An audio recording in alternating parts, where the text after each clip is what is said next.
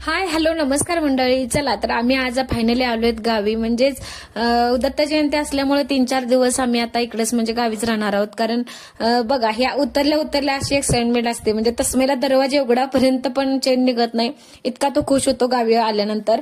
आणि आमची म्हैस व्याली होती त्यामुळे हे वासरू होतं दिलं होतं. आणि ह्याच्यासोबतच हा खाली खेळत होता. म्हणजे त्यांचं असं चाललं होतं की याला चिकू म्हणायचं, पिकू म्हणायचं, काय यांचं नाव याचं काय नाव ठेवायचं हेच चाललं होतं त्यांचं बराच वेळ. खूप एन्जॉय केलं तस्मेनं. गेल्या उतरल्या आधी याच्याच तो भोवती खेळत होता. तो वरती गेलाच नाही. हे दोघं पण ती म्हैस व्याल्यापासून याच्याच भोवती खेळत होते.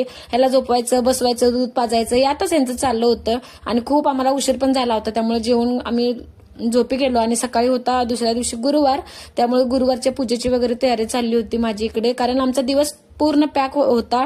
कारण दत्त जयंती होती, खाली मंदिरात वगैरे जायचं होतं. आणि मला म्हणजे सकाळीच आम्ही पूजा वगैरे सगळं आटपून घेतलं. कारण दुपारपासून पुढं दत्त जन्म काळ वगैरे, त्यामुळे सगळ्या गोष्टी करण्यासाठी वेळच पुरणार नव्हता. त्यामुळे सकाळीच आम्ही पूजा वगैरे मांडून घेतली. आणि गावाकडे हे बरं असतं की परड्यात जावं आणि परड्यातले हे ढाळे वगैरे आणि 5ही प्रकारचे ढाळे पटकन परड्यात मिळून गेले. त्यामुळे हे सगळं काम म्हणजे पटपट या गोष्टी झाल्या. आणि मी पूजा वगैरे पण मांडायला घेतली. सकाळीच मी पूजा मांडून घेतली, जेवढं होतं त्यातच पूजा मांडली. कारण सगळे जिकडे तिकडे बाहेर गेले होते. आणि लगेच हिच्याकडून पूजा वगैरे वाचून पण घेतली आणि नैवेद्य दाखवला.